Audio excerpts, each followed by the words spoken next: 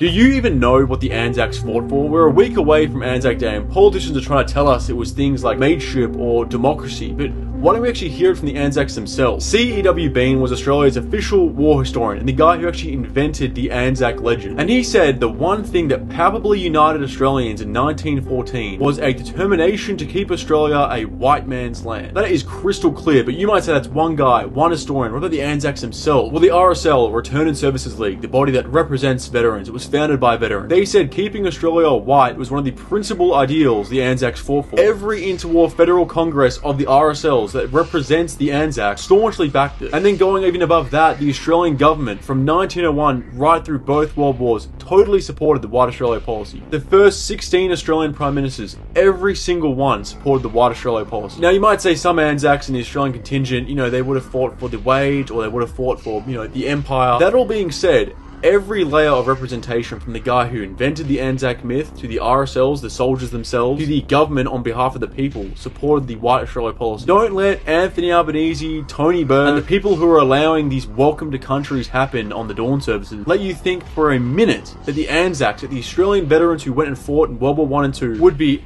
at all happy with the way Australia has turned out and what we have done. The sacrifice that lest we forget, apparently we have, because we have not honoured their memory at all. And back to the fact that doing the welcome to country at the dawn services, the fact that people like Anthony Albanese and Tony Burke even feel comfortable rocking up is tantamount to desecration of the Anzac. So I want you to think about that when you go into this Anzac Day. That yeah, mateship and democracy matter and it's integral to Australia, but the country we live in now is nothing like the one that they went and fought for. And it's not just me saying this is the history. It's from the horse's mouth in so many layers. So don't attack me for telling you the truth. But ask yourself, is the country we have today, this modern Australia, would you also make the ultimate sacrifice as many Anzacs did? Because lest we forget doesn't mean let's just remember their death, their sacrifice, their injury, their service. It means remember what it was all for.